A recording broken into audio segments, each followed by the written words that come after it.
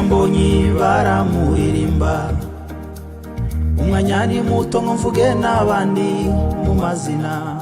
Aba baririmbyi bose mubona bazikumulirimba neza ariko bamuririmba gato.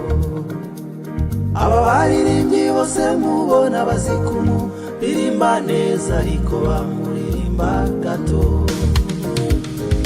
Uyu muntu uzagushaka umuntu, maze ubuntu bwawe ubuha abantu bose Yesu we.